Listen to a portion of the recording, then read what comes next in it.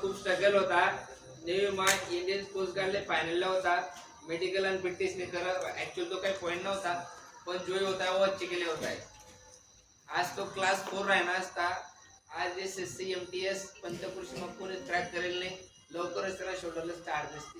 भगवान चरणी प्रार्थना करत तो त्याच मार्गाला जाई राहणार. मेहनत चालू आहे. त्याला काय म्हणतात ठाण्याला सीजीएसच्या ऑफिसला त्यांना पोस्टिंग आहे. विजयला सांगास की त्यांनी संघर्षाने काय नाही सांगू आणि काहीतरी नवीन फील्ड आहे MTS नावनं त्या बाबतीतही मार्गदर्शन करू. ठीक आहे सर. चला बोला जय कांदे. सर्वप्रथम आपण तेच मी धन्यवाद देस की आपण तेच मला आठ बोलावं आणि म्हणतात बोलायला एवढं कौतुक करा म्हणजे आपण त्या तसं देखील घेतो मला काका लागताच म्हणून कौतुक करणं तेच भागच आहे 100%. तर मन नाव विजय भोई आहे. मी सेंट्रल GST महावदार या पदावर कार्यरत आहे. सध्या ठाणे कमिशनरेटले काही सगळ्यात माहिती असेल चला. तर आठी येवाना विषय असा आहे की तसं मी पहिल्यांदा जो मला सिलेक्शन झालं तर तो पण आपण दिसते मला होते म्हणजे तुम्ही मला ओळखतच असणार. तर आज आठी येवाना विषय असा आहे की नोकरी नंतर काही अनुभव येतच माणूसने त्यातून मी सांगतो. नंतर ज्या नोकरीनं अगोदर ना काही माणूसने सिलेक्शन ना काही प्रोसिजर राहतात ज्या आपण जर स्ट्रगलिंग फेजमध्ये राहत असतो आपण त्या प्रोसिजर थ्रू जात असतो आपल्याला समजतात ते नंतर आपण त्या गोष्टींना विचार करतात त्या गोष्टींवर आपण जो एक गोल आहे करतो आपले समजत की आपण या स्टेजपासून वापस होतो. तर मला असा 3 स्टेज असं वाटतात ज्या भरती होण्यासाठी गरजेनं आहेत बस. तर त्याबद्दल मला तुमचे सगळ्यांना सांगायला आवडेल. तर आपण त्या 3 गोष्टींविषयी आता चर्चा करू. तर तसं देखील घेतं प्रत्येकले काही वेगवेगळं थोडं एखादा ते वेगळं असू शकत पण या 3 प्राईम फेज आहेत या फेज माणूस म्हणजे या 3 टप्पा आहेत त्या 3 टप्पा थ्रू काय तर माणूस सिलेक्शन नक्की होईल असं मला वाटत. तर आपण पहिला टप्पा देतो की जर आपली भरती होणे तर आपले अगोदर एक लक्ष निश्चित करणं गरजेचं राहतं. म्हणजे आपण आपले काय बनणं आहे बा कोणती भरती तयारी करणे आहे कोणती एक्झाम देणी आहे. आता बऱ्याच वेळा आपण फक्त मला भरती होणे मग काही बी चाली मला आर्मी बी चाली BSF बी चाली पॅरामिलिटरी बी चाली मला रेल्वे बी चाली असं नाही आहे. आपलं एक प्रत्येकनं एक लक्ष निर्धारित पाहिजे की मला या पोस्टमध्ये जाणं आहे आणि ते लक्ष निर्धारित करायला अगोदर आपण ते लक्ष काय निर्धारित करेल आई आपला डोकामा राहणं गरजेचं नाही. तर प्रत्येकनं मागलं पार्श्वभूमी वेगळी राहत प्रत्येक जवळ काय संसाधन उपलब्ध आहेत ते वेगवेगळं राहतात. कोणाला रिच संसाधन राहतात कोणाला संसाधन कमी राहत. तर लक्ष निर्धारित करायला अगोदर आपण त्यांसाठी इलिजिबल आहेत का ते देखाना. ते बऱ्याच वेळा आपण आर्मी आपलं लक्ष राहत की मला इंडियन आर्मी जॉईन करणे बा पण आपण इंडियन आर्मी जॉईन करत मग आपण पहिले देखायला पाहिजे की म्हणजे आपलं मेडिकल कंडिशन शे का आपलं काही जसं मला थोडा पॉईंट होता मला नेव्हीमध्ये आलं होतं तर मी 2 वेळा त्या पॉईंटमधून बाहेर निघतो. मला समजलं की काही जाय तरी आपले जे हाय स्टेज खूप तयार निघा मग मी देखील की आपल्यासाठी सुटेबल काय तर मी देखील की जर ते डोळ्यात मेडिकल नडत नाही त्या फील्डकडे जा. तसं आपलं लक्ष असं निर्धारित करा जटे या कॅपॅबिलिटी म्हणजे कसं आहे अभ्यास तरी आपण पुढे जाऊ शकतात पण जे फिजिकल लिमिटेशन आपले शेत त्या तर चेंज नाही करू शकतात आपण. त्यामुळे आपलं उंची डोळा वगैरे एकदमच त्यानुसार आपलं एक चांगलं लक्ष निर्धारित करा की या लक्षात मी तयारी करा नको. आता आपल्याकडे बराच जण आहे या पोरं आहेत मला मित्र सगळा बऱ्यापैकी SSC दिली तयारी करत असतं मग बऱ्याच जणांनी उंची कमी राहत. आता SSC दिली एक पात्र हाईट मागतात आणि आपली हाईट जर 160 168 तर मग आपले साहजिक जे आपले आपला म्हणणं काय तो भय राहील की आपण उंची कशी हाई ते आपण आता सुद्धा त्यामुळे लक्ष असं निर्धारित करा की जटे आपले फिजिकल लिमिटेशन नडणार नाही. आणि हाई लक्ष निर्धारित करताना प्रत्येक जण आपली क्षमता जाणीव असते की आपण कसा मग स्ट्रॉंग आहेत बा.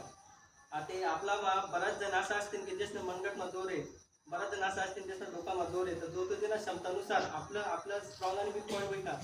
बराच जण असं राहतात की त्याचं कोणी जिके एकदम चांगलं आहे आपलं सागर नाही का सागरला जिके एकदम चांगलं आहे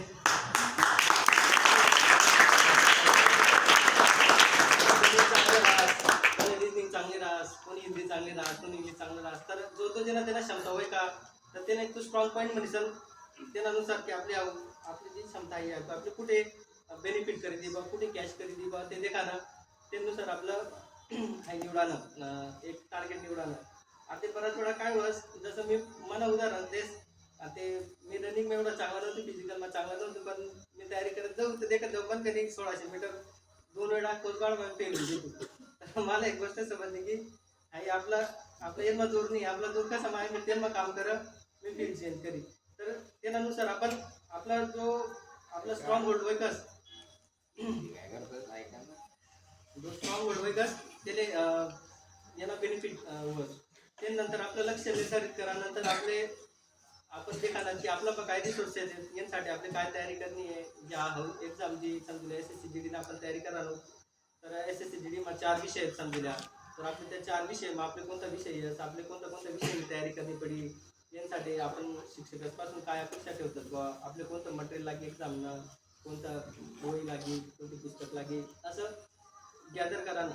हे पहिला स्टेज आहे पहिला टप्पा आहे. त्यानंतर दुसरा टप्पा सुरू होता आपला लढत ना मटेरियल गॅदर कर लिहिलं सिलेबस देखील लिहिला आपला काय येणार बा कोणता विषय आहे आता आपल्याला मटेरियल गॅदर करा म्हणजे काय गोळा करा बरं का त्याच्या पुढे सांग त्या गदर करली तिने नाही ते तेवढा आपल्याकडला बरोबर गेला हुशार आहे. तर एवढं सगळं मटेरियल जमा करा नंतर आपला फोकस असा पाहिजे की गेले आता युटिलाइज करायला टाइम आहे तर मग आता करा सिलेबस दुसरा फोकस पाहिजे सिलेबस कव्हर पाहिजे. सिलेबस कव्हर करासाठी एकतर आहे ना आपले काही गोष्टी जमतच तर आपण काय म्हणतात नाही म्हणतात गणित चांगलं जे हो आपण गणित काय गणित देऊ नंतर नाही म्हणते हिंदी चांगली जे आपण गणित करते तसं नाही 4 विषय असले चांगला फोकस करा. समजले मी SSC GD उदाहरण दिलं कोणा वेगळ्या विषयाची कोणी एअरफोर्सने तयारी करा असेल त्यांसाठी इंग्लिश वेगळा विषय लिहिजा कोणी पोलीस भरतीने तयारी करा असेल त्याने मराठी इन्क्लूड होऊन जाते तर त्यानुसार म्हणजे आपल्या जे 4 विषय आहेत त्यावर प्रॉपर फोकस करा ना त्याला पुरा सिलेबस कव्हर करा. नंतर जसं आता तुम्ही गणित समजा करणार गणित विषय लिहिला तुम्ही त्यांना चॅप्टर करा पर्सेंटेज तर एक पर्सेंटेजनं चॅप्टर कव्हर करा. नंतर तुम्ही लगेच त्याला MCQ लावा की मला पर्सेंटेज आता मी पुरा सगळा टाईप करले जातो पर्सेंटेज ना मग 100 क्वेश्चन लावा. 100 क्वेश्चन मग तुम्ही निश्चितच आता काहीतरी प्रश्नासोबत तुम्ही भिडत होईल ते 5-6 क्वेश्चन तुम्ही जमणार नाहीत पहिला मग आपलं काम आहे त्या 5-6 क्वेश्चन लिखी ठेवणार कारण त्या 5-6 क्वेश्चन त्याला काम नाहीत आपला म्हणजे त्या 95 क्वेश्चन तुम्ही सोडा त्याच्यासोबत आपले जास्त लेणं देणं नाही आहे कारण तेवढं आपलं नॉलेज आपलं डोकाम आहे. त्या 5 क्वेश्चन ज्या तुम्ही जमिनी राहणार ज्याच्यासोबत तुम्ही खरी लढत येते ते लिखी लावणार कुठे बी एक वही करा काय करा असा प्रत्येक विषयाला प्रश्न काढ ठेवणार काहीतरी टॉपिक राहा कोणत्या किंवा एखादा टॉपिक समजतच नाही हिंदीमा एखादा टॉपिक राहा तत्सम तद्भव आपले काही समजत नाही की मग काय पाहतो कोणतरी विचारानं जसं आपण देते विचारा का आपण तत्सम तद्भव काय राहत मग आपण आपलं काहीतरी आहे आणि मग सांगितलं सोपा भाषा मग आपण ते लिखी ठेवू आपली जी भाषा समजेल मला इंग्रजीना नोट्स आहेत त्यांना मी हिंदीमा लिखी ठेवले कोणी नाव ठेवलं इंग्रजीला येणं कोणी हिंदीमा कोण लिखस का मला जसं समजत मी तसं लिखत तसं कोण काय म्हणे आपलं वय पुरा तेच रंगात टाको टेन्शन लिहा नाही कारण ते आपण आपलं वय आपणच देखणार आहे. तर त्यानुसार एकतर हाय डिटेलिंग आपले पाहिजे की सिलेबस कव्हर नंतर आपल्या ज्या आपण टॉपिक कव्हर करा त्यांना आपले काय नडणं ते लिखणं गरजेचं आहे.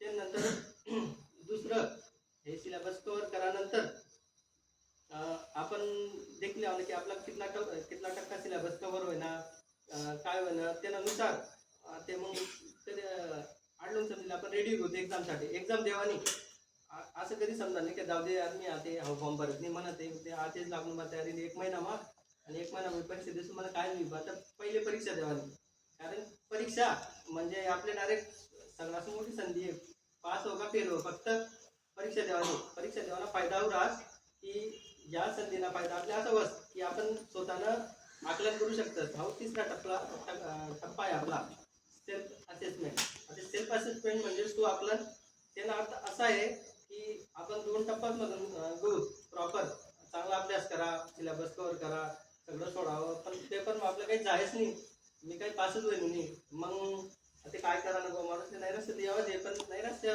यावं त्या 2 टप्प्यानंतर सगळ्यात महत्त्वाचा टप्पा सेल्फ असेसमेंट हा राहत. आता सेल्फ असेसमेंट म्हणजे काय आपण जी परीक्षा दिली त्याने ॲन्सर की यस त्याने ॲन्सर की प्रॉपर डाउनलोड करायला किंवा प्रिंट कर लिहावं त्यांना देखणार आपण कोणता चुकून होतो. आता बराच वेळा असं होतं की आपण चांगला आपला अभ्यास चांगला आहे यार, मला पर्सेंट घेतलं चांगलं होतं, मला सगळं जमत नाही, ऑफिस आपण घरून ऑफिस सुट्टी घ्या भाऊ आपल्याकडे का जमणार नाही, आपण आपल्या माहितीचं पाहिजे का जमणार नाही, किंवा एखादा नवीन टॉपिक असते की काय त्याला तयारीच करी नाही भाऊ आपण. तर सेल्फ असेसमेंट मला फायदा हा राहस की आपण आपली इथली तयारी नंतर आपलं काय कुठे कमी पडणार बा. तर सेल्फ असेसमेंट करणं गरजेचं नाही. अवतर 3 टप्पा 3रा टप्पा हवी. आता या 3 टप्पा नंतर अजून परत आपण फुल एक्झाम देतो. तर मागला एक्झाम मधला चुका फुल एक्झाम जो दिला नसतोय आपल्या डोक्यावर पाहिजे की मागला टाइम जे म्हणे आठी चुका करावतात. तर परत जो एक्झाम देत होतो त्या मागला चुका फुल एक्झाम व्हायला नको. कारण डे बाय डे इम्प्रूव्हमेंट भरतीला की असं आहे की मग थोडीशी बी आपण म्हणतात नाही का आहे चालत नाही. जर आपण थोडंसं पण नाही करी नजर अंदाजी करी तर ते ना आपलं 1-1 वर्ष वाढत चालस. जर आपली लवकर भरती होऊ नये आता तुम्ही खोटं वाटे जर तुम्ही नोकरी करा नो तर ते आता मी 24 वर्षांना आहे तर 19 वर्षांना पुरा त्याच पदवर कार्य करा ना, आणि 29 वर्षांना पुरा त्याच पदवर कार्य करा ना. आता ज्या पुण्याने 19 वर्षामध्ये मिळावं 29 वर्षांना पोरगाने तो त्या वय मिळाला ना 10 वर्षांना फरक आहे. तर असं जर तुम्ही लढत एवढी करतात ना की कोण लवकर यशस्वी होत. भले प्रत्येकी क्षमता वेगळी जरी राहिली तरी आता आपलं असं मन पाहिजे की जरा जोर लायसन तुम्ही अभ्यास करा.